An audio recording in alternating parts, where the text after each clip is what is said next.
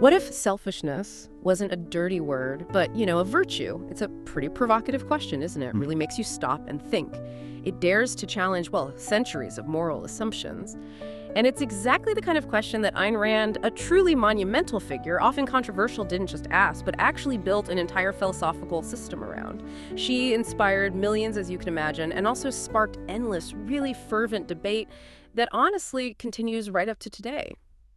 So today we're taking a deep dive into the multifaceted world of Ayn Rand. Her philosophy, which she named Objectivism, it championed individualism, reason, and self-interest, often pushing hard against the powerful currents of conventional thought.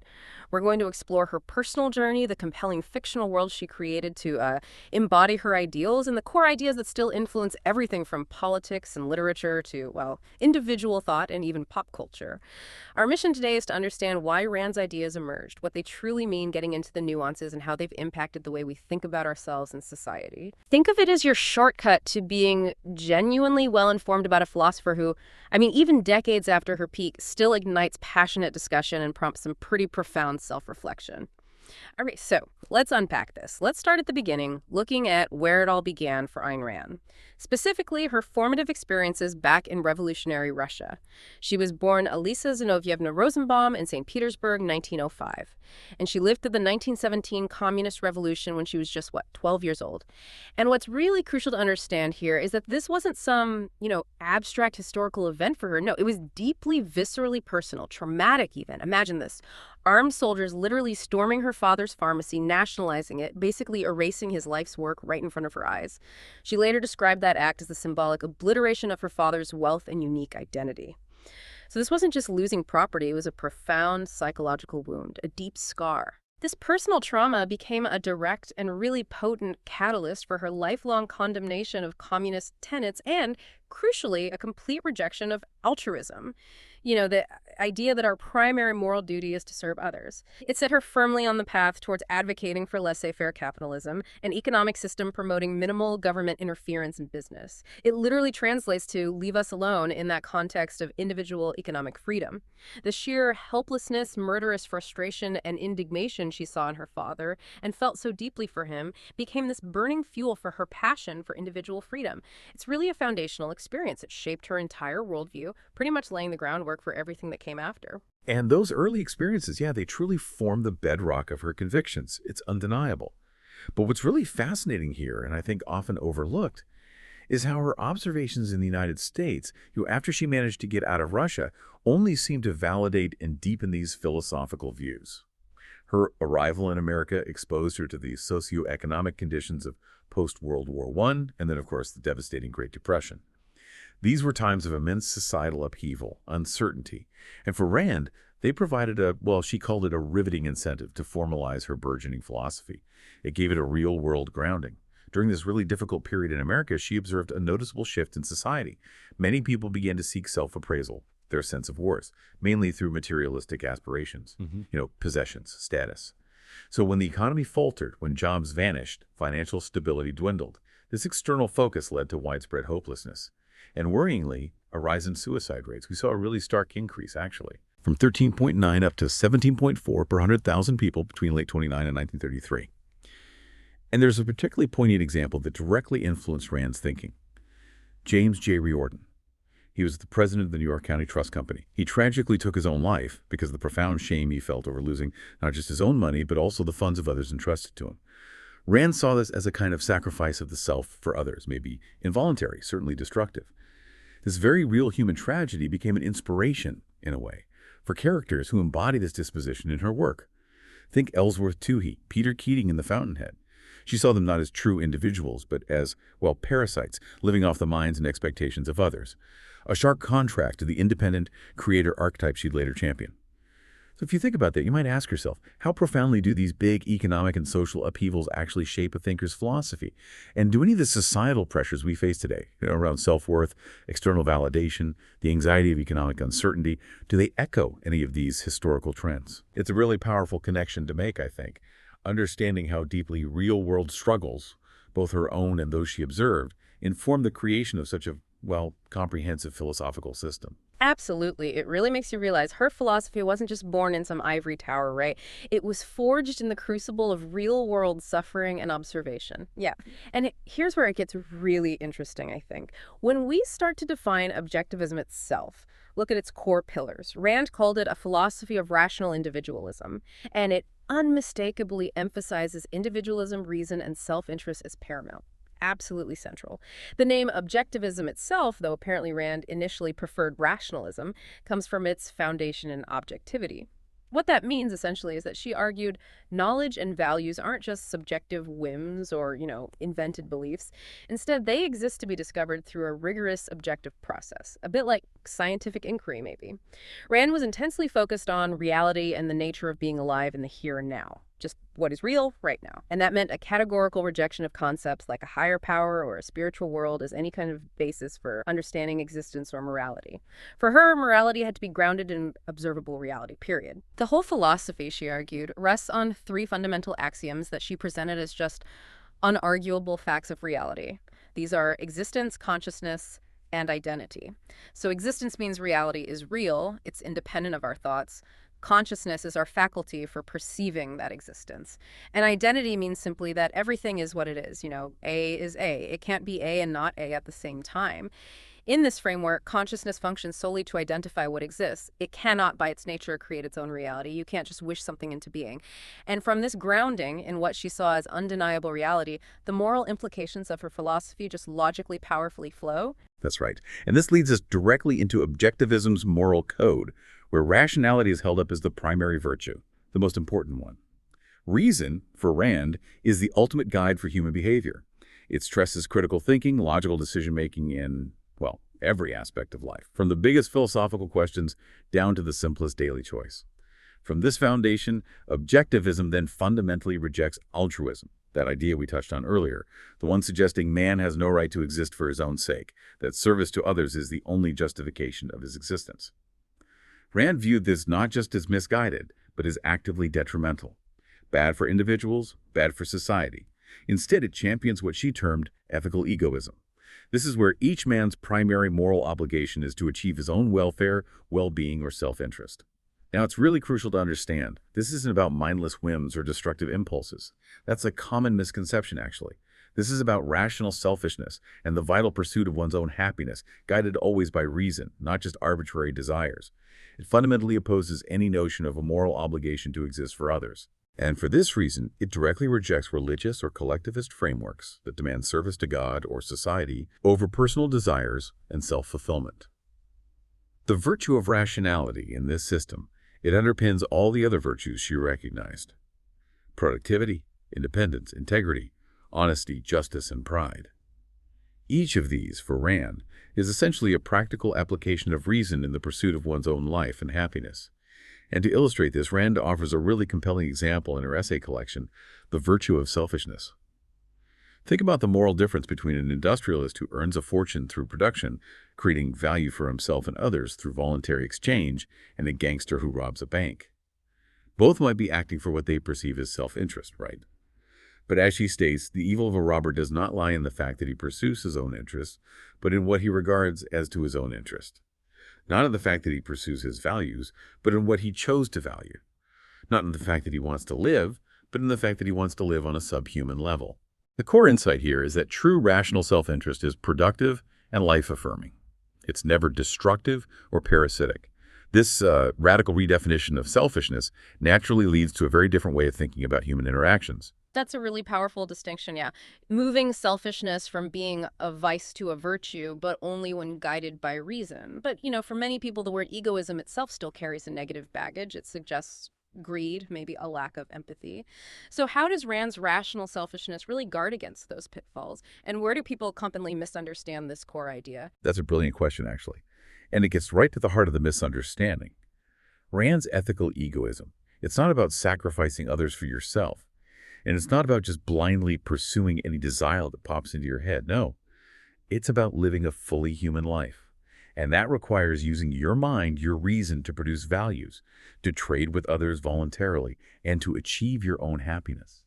The pitfall of greed or callousness, that arises when people either don't use reason to figure out their actual long-range self-interest, or when they try to gain values not through production and voluntary exchange, but through force or fraud, like the bank robber. For Rand, that's not rational self-interest. That's self-destruction in the long run. It undermines the very conditions necessary for human flourishing. And this brings us to what Rand called the trader principle, which for objectivism is really key to how individuals should interact socially. Her philosophy explicitly rejects sacrifice in all its forms, meaning nobody should sacrifice themselves to others, nor should they expect others to sacrifice themselves to them. It's a two-way street. To Rand, morality isn't some subjective whim or a matter of divine revelation. It's a matter of principle, grounded firmly in objective reality. That no-sacrifice stance is incredibly firm, isn't it? And it makes sense within the objectivist framework, definitely. Yeah. But practically speaking, in our complex world, compromise often feels necessary for progress or sometimes just for coexistence. How does Rand's philosophy navigate that? Does it offer guidance for situations where pure, unyielding principle seems to clash with, well, pragmatic reality? It's a crucial point, yeah. She addressed it directly. For Rand, compromise on basic principles or on fundamental issues is a betrayal. A moral betrayal. She would famously ask things like, what would you regard as a compromise between life and death? Or between truth and falsehood? You can't meet halfway on those. She believed compromising on such fundamentals would be a betrayal of reality itself. However, she wasn't against negotiation on non-essentials or practical details. There's a difference. The trader principle describes this system where individuals benefit from voluntary, uncoerced exchange, treating each other as independent equals. And this concept, it isn't just limited to economic transactions. No, it extends to all human relationships. It posits that the interests of rational individuals don't fundamentally conflict.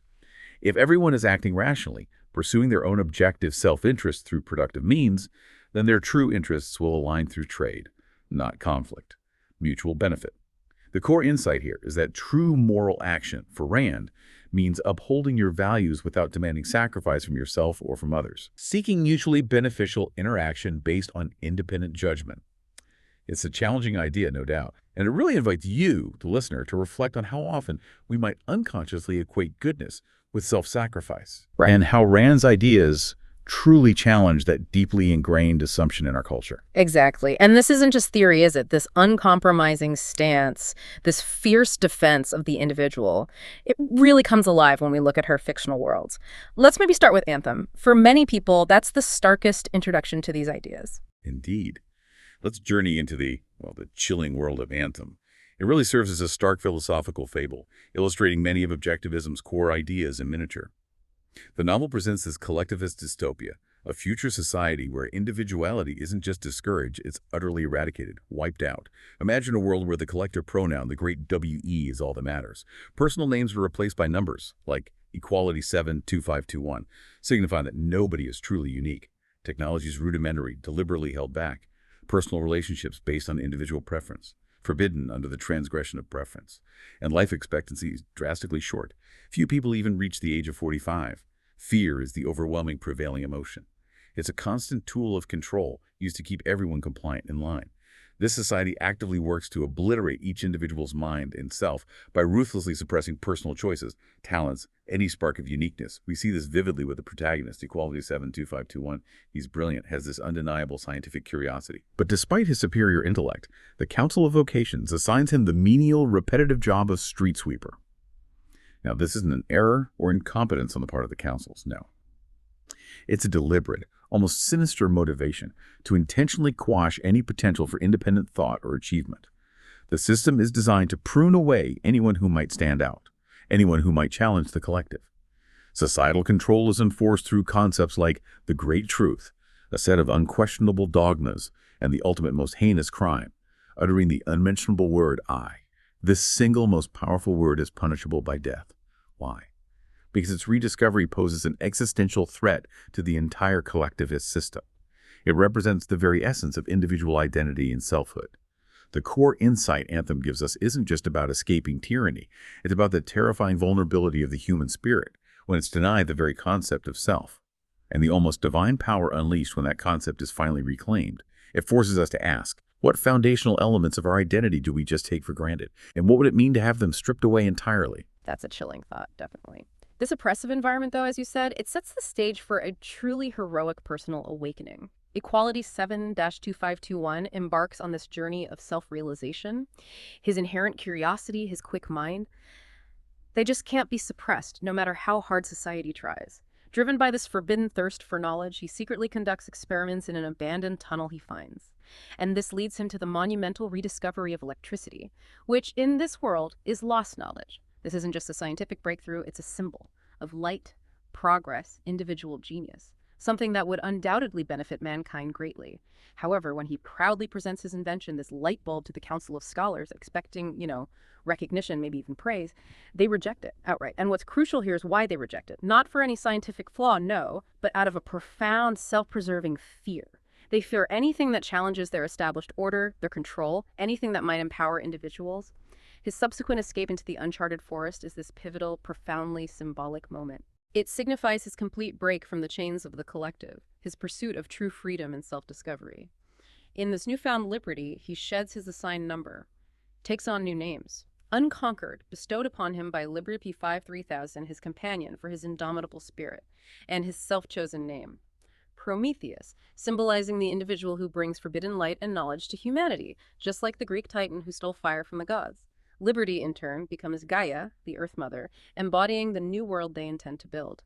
This flight culminates, really, in the novel's most profound philosophical realization. And that profound realization is the ultimate discovery.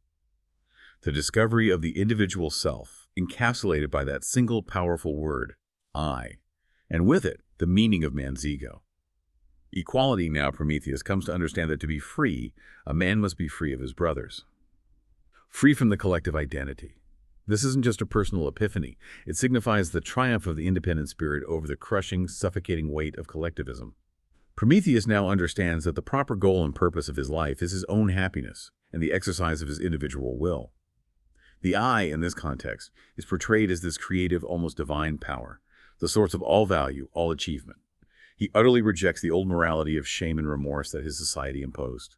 He embraces solitude, defines good and evil for himself, finds joy through his newly formed individual perspective. It's a moment that was actually foreshadowed earlier in the novel.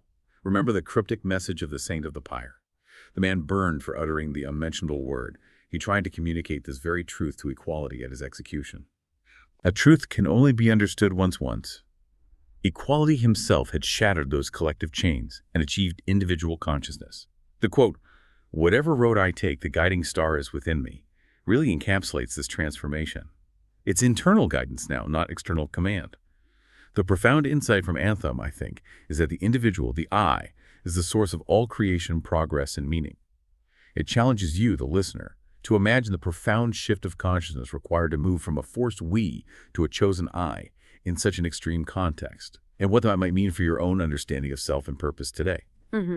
From that stark fable of Anthem, we then move to the architectural battleground of the Fountainhead. A different kind of setting, but maybe just as ideologically charged. Here we encounter Howard Rourke, who is arguably Rand's archetypal ideal man. He is a character many readers find both inspiring and, frankly, infuriating. This novel vividly portrays her vision of such a man in Rourke. He's an uncompromising, innovative architect. His core belief, really a cornerstone of objectivism, is that the basic need of a creator is independence, and crucially, that there is no such thing as a collective brain. It's a direct statement against consensus-driven thought designed by committee. Rourke stands as the ultimate individualist. He's unwilling to compromise his singular vision, even if it means professional destruction, being ostracized.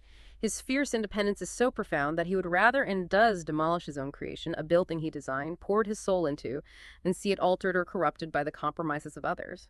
This defines his unwavering integrity, placing his personal vision above public approval, above financial gain. To highlight this, Rand contrasts Rourke sharply with characters like Peter Keating. She depicts him as an intentional parasite, always adapting to popular tastes, seeking external validation, getting ahead through connections, not his own original work. And then there's Ellsworth Toohey, a misogynistic manipulator who, quite cynically, uses the rhetoric of altruism, of self-sacrifice, for the common good to actually control and diminish others, to undermine anything original or independent. These characters really showcase Rand's clear archetypes, the true creator versus those who thrive on others' approval or seek power through collectivist means.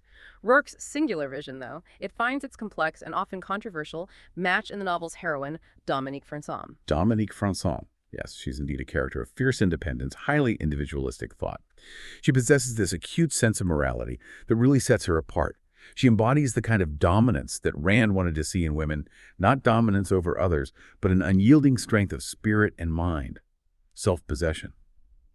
Her unique, and yes, for some, controversial characteristic is her willingness to, as she sees it, destroy Rourke, rather than to have him exist in a world which doesn't recognize nor respect the greatness of such an ideal man. In this extreme stance. It underscores her deep commitment to objective value, her refusal to see genius compromised or debased by a society she deems unworthy, mediocre. She would literally rather Rourke cease to exist than be tainted by mediocrity or forced conformity. It's quite a position. Now, her character has faced historical feminist critiques, particularly regarding that controversial sexual encounter with Rourke early in the novel. It's often described as a rape scene. Rand herself in later years clarified that she intended it as consensual sex, a union beyond the violence, suggesting this raw, primal connection between two equally powerful individuals, a recognition almost. However, she also acknowledged it as a vicious action and a violation of a woman's rights in a subsequent interview. So there's a complexity even in her own view as it evolved over time. It's a truly complex point, and it's important to consider that objectivism itself, by applying its principles of human nature equally to all human beings regardless of gender, with its emphasis on individual choice, ambition, achievement for all. Well, you could argue it's inherently feminist in its broader thrust, promoting female agency. Dominique, though complex, certainly controversial, she definitely challenges traditional portrayals of female strength and independence. She forces us to consider what true, unyielding individualism might look like, and how it might defy conventional expectations, maybe even our own. The core insight here, I think, is that independence of spirit, even if it manifests in unexpected or challenging ways, is presented as the highest virtue, demanding uncompromising integrity from both men and women. That's a fascinating and, nuanced perspective on a character who definitely continues to provoke strong reactions. Absolutely. So, okay. What does all this individualism mean for society on a grander scale, an epic scale? That's precisely what Rand explores in her magnum opus, Atlas Shrugged, a novel of truly immense scope and ambition. The novel presents this dystopian United States spiraling into economic collapse. But importantly, not because of inherent flaws in capitalism itself, in Rand's view. Instead, it's due to what she portrays as excessive government regulation, the expropriation of wealth, and a pervasive moral code that punishes achievement and rewards need. She calls the perpetrators looters, those who stifle individual enterprise initiative, feeding off the productive efforts of others through political polar manipulation. The core plot revolves around this dramatic strike. The nation's most brilliant and productive minds, industrialists, scientists, artists, led by the enigmatic figure, John Galt, they withdraw. They pull their ingenuity, their production from society, disappearing into a hidden valley, Galt's Gulch. This strike serves as this powerful, devastating illustration of the consequences, as Rand saw them, when altruism and collectivism truly dominate. Demonstrating that without creators, without producers, society simply cannot sustain itself. It eats itself. Rand vividly portrays this through characters like Dagny Taggart, the ambitious railroad executive fighting to keep her company afloat against all odds. Hank Reardon, the innovative steel magnate whose revolutionary mettle is stifled by bureaucracy and envy. And Francisco d'Anconia, the charismatic copper magnate who systematically dismantles his inherited empire as part of the strike. These world-beating achievers are systematically undermined by a system that rewards mediocrity and punishes excellence. This is sharply contrasted with what economist Brian Kaplan, analyzing the novel, identifies as the aristocracy of pull. Getting ahead through connections, not merit, and public choice effects, where politicians maximize votes by appealing to base sentiments and unscrupulous businessmen use government power to loot competitors, ultimately leading to societal decay. Within this grand narrative, Rand also explores the intricacies of human relationships, particularly love and friendship in this collapsing world. Right. And in Atlas Shrugged, Rand really presents a more mature, more integrated philosophical view of sex as a celebration of life. It embodies what she called mind-body unity. In this view, sexual desire isn't just physical. It's a profound response to the whole person one loves, encompassing both physical and mental traits. And it's based on particular knowledge of the loved one, not just fleeting attraction or impulse. This is arguably a significant evolution from her earlier works, particularly The Fountainhead. We see this in Dagny Taggart's relationships. They're carefully chosen. She knows her lovers well, understands their minds, their values, which contrasts, as you mentioned, with the more impulsive, almost primordial, maybe even assaultive depiction of relationships back in The Fountainhead. The novel also offers a nuanced look at friendship, although some critics, like Peterson Andre, suggest that John Galt's friendships are maybe somewhat unbalanced. because his followers almost seemed to worship him, creating a kind of hierarchy. But the bond between Francisco d'Anconia and Hank Rearden is presented as perhaps a more interesting and instructive relationship. This is portrayed as a profound friendship of equals, founded on shared values and mutual esteem, showcasing a more balanced, objectivist ideal of camaraderie, where individuals recognize and genuinely appreciate each other's virtues and achievements. The core insight here is that true love and friendship, in Rand's view, are not acts of self-sacrifice. They're celebrations of shared values and admiration between independent, self-sufficient individuals. And Rand's fictional worlds, even with these specific character dynamics, they continue to resonate in, well, sometimes unexpected ways today. That's a powerful point about relationships, yeah. And it brings us right back to our present moment, doesn't it? Yeah. Rand's concern about parasites and creators, it extends far beyond her fictional worlds. It serves as this potent warning about modern forms of conformity, especially, I think, in our interconnected digital age. It's a fascinating paradox, isn't it? Despite our contemporary celebration of idiosyncratic lifestyles, the rise of entrepreneurship, Rand's ideas suggest that the very drive to create mass appeal or to be relevant online can inadvertently lead individuals to become what she called the second-hander, a parasite fed by the minds of others, meaning sacrificing genuine self-interest, your authentic self, for external validation, losing your unique voice in the chase for likes, shares, fleeting trends. A recent survey conducted in New Delhi actually highlights this quite well. A vast majority, 81.7%, felt that society had expectations of them. Okay, maybe not surprising. But even more strikingly, 54.9% admitted doing things just to look cool. And whopping 85.9% believed that self-sacrifice was correlated with long-term gain. That sacrificing yourself now pays off later. This data paints a pretty clear picture of a pervasive herd mentality, and in Rand's terms, a clear deficiency of what Rand terms as ethical egoism, a lack of focus on rational self-interest. It forces us to ask, how might social media, in particular, inadvertently cultivate these second-handers, people who conform to perceived ideals despite outwardly celebrating individuality, thus perpetuating Rand's fear of the world having a disproportionate share of parasites versus creators. Wow, 85.9% believing self-sacrifice leads to long-term gain. It almost makes Rand's second-hander critique feel like a direct commentary on our Instagram feeds, doesn't it? It does. It's a bit chilling, really, to think how prescient she might have been about our hyper-connected world. It's definitely a question worth pondering in your own life. Absolutely. And beyond her monumental novels, Ayn Rand's own life was, in many ways, a profound testament to her philosophy. A deeply unique approach to living her principles day to day. She genuinely believed that every choice, a moral choice, because in her view, it either furthers your life or retards your life. Simple as that. This wasn't just some abstract ethical code for her, it was a practical guide for every single decision. She applied an intensely focused mind to everything, from apparently heating soup on her stove to engaging in these profound philosophical debates, embodying what has been described as a passionate search for passionless truth, seeking objective reality in all things, big or small. She was, quite remarkably, simultaneously intensely emotional and passionate with penetrating logical analysis. Real combination. Her commitment to continuous learning was profound. She articulated it as, I don't know how I survived yesterday not knowing what I know today, always pushing to understand more. She constantly sought to clarify, to systematize her ideas, particularly what she called the trichotomy of objective, subjective, and intrinsic values. Essentially, how we determine what's good or bad.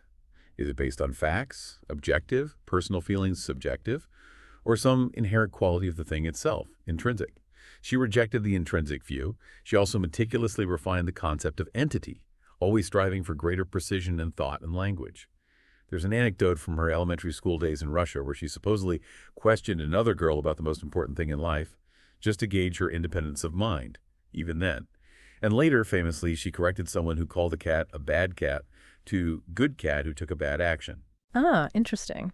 Emphasizing that crucial distinction between judging an action and judging a person's fundamental character, that was a hallmark of her moral philosophy. This continuous, meticulous application of reason to every facet of existence really defined her intellectual life. That's a striking point about her own experiences. It does make me wonder, given that foundational trauma in Russia and her relentless pursuit of precision, how much of her later philosophical system was truly an intellectual construction, and how much was maybe almost a psychological response to those early events, a fierce assertion of control and rationality against chaos?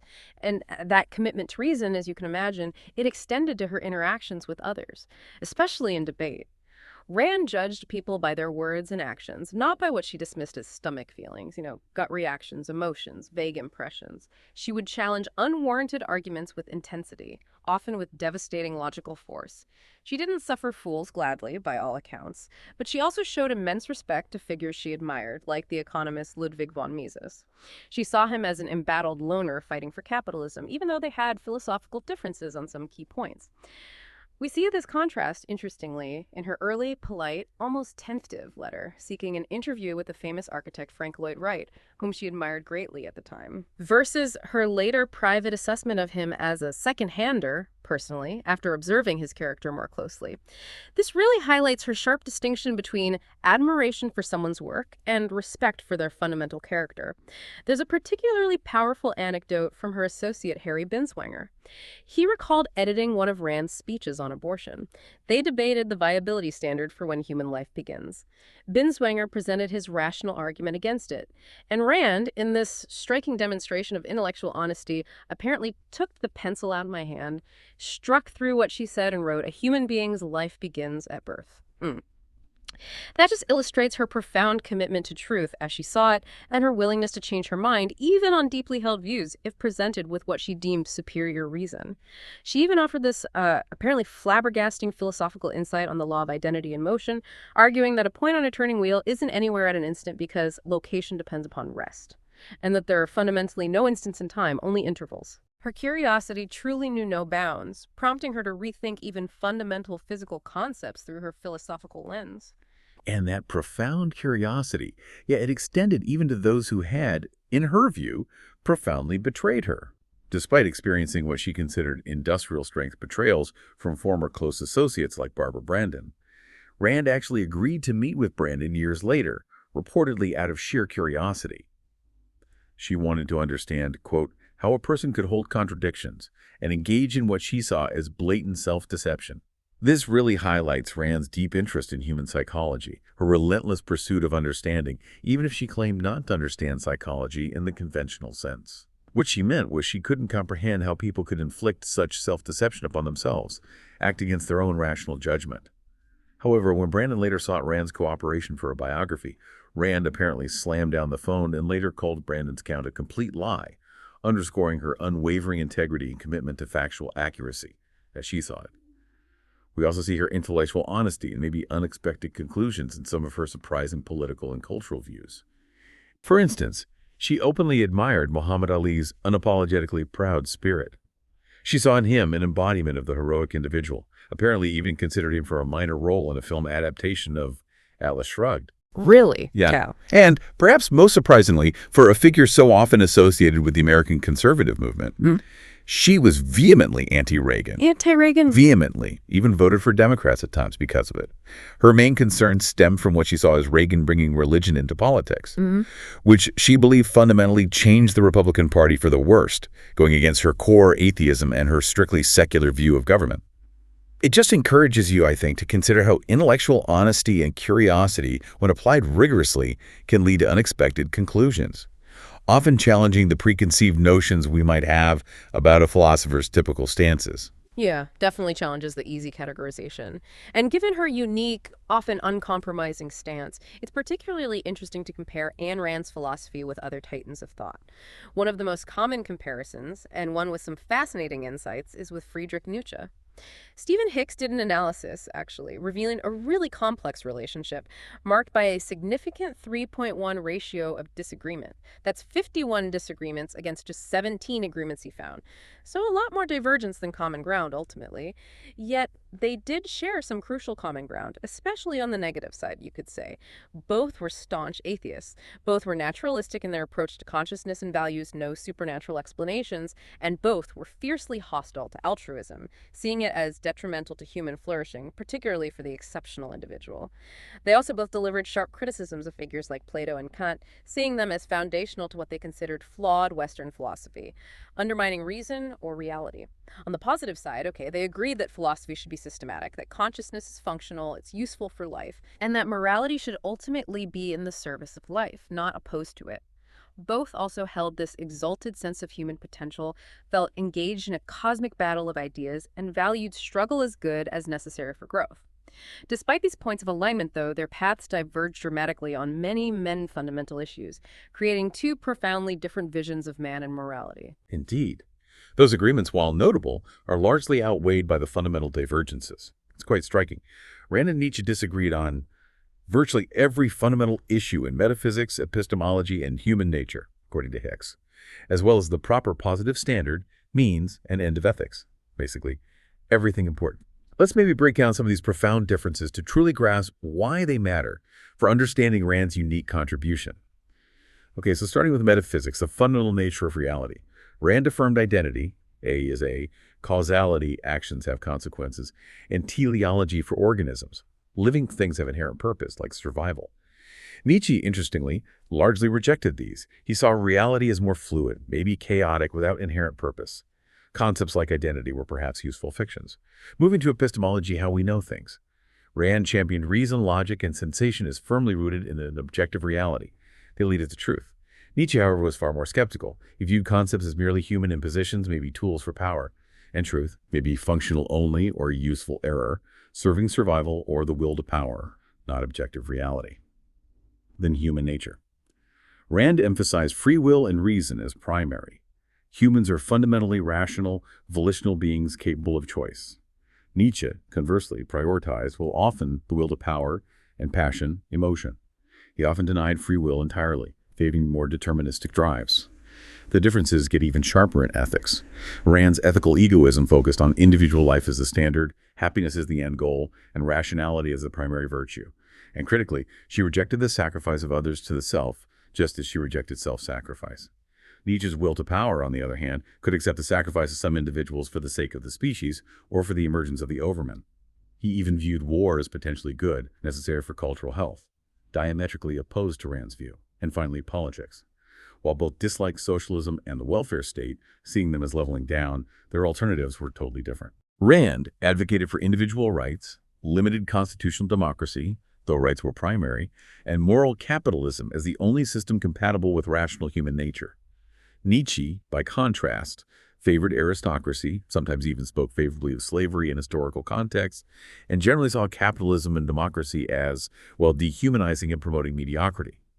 So despite maybe sharing some sense of heroic struggle, their philosophies represent profoundly different prescriptions for human existence and societal organization. It really highlights how two thinkers can identify similar problems like the dangers of collectivism or traditional morality, but arrive at completely antithetical solutions based on their fundamental views of reality, truth, and human purpose. Right.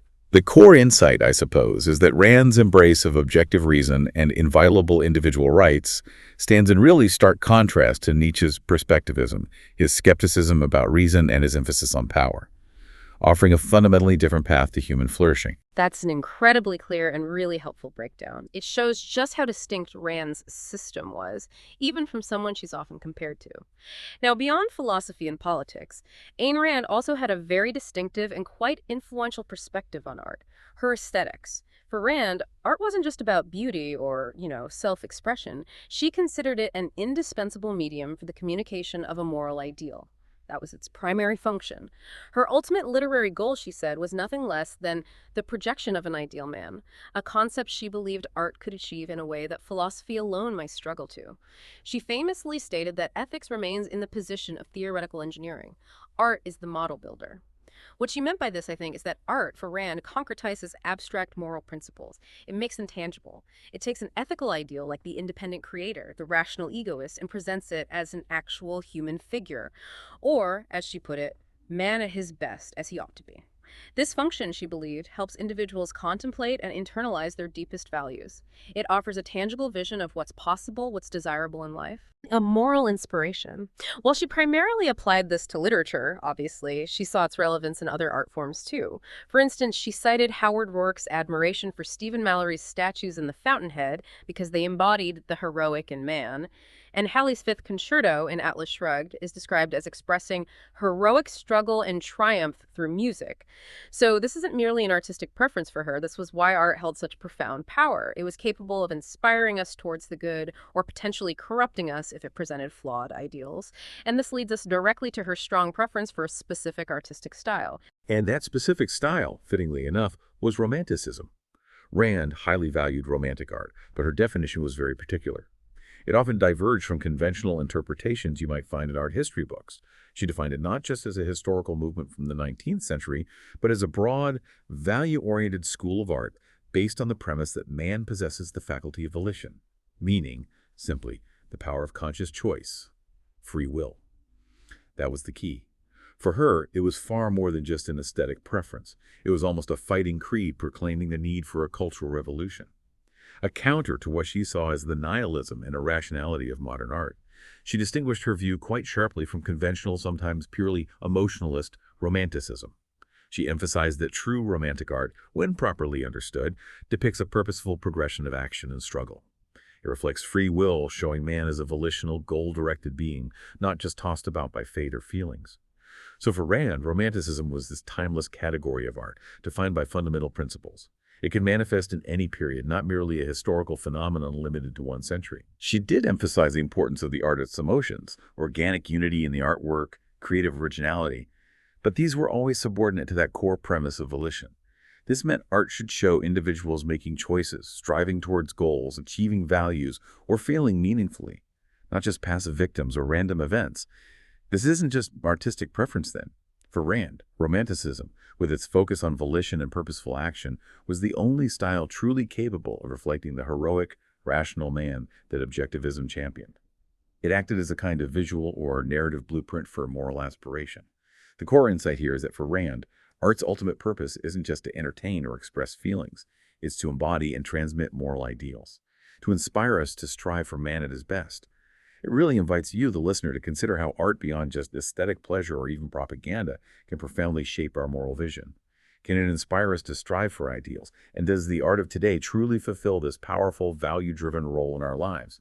It's a big question she posed. It is. As we bring this deep dive to a close, let's maybe just recap the remarkable journey we've taken through the world and philosophy of Ayn Rand.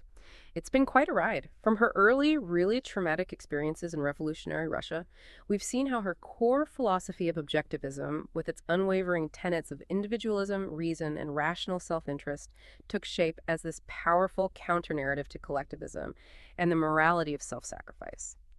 Her monumental novels, Anthem, The Fountainhead, Atlas Shrugged, they vividly illustrate the central battle between the creator, who stands independently, lives by their own judgment, and the second-hander who lives for others' approval or through others' minds.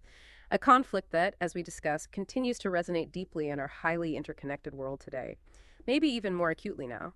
We also explored her unique approach to living a philosophical life, characterized by that intensely focused mind, that relentless curiosity, and a profound commitment to intellectual honesty, even when it meant challenging her own views or navigating some very complex personal relationships.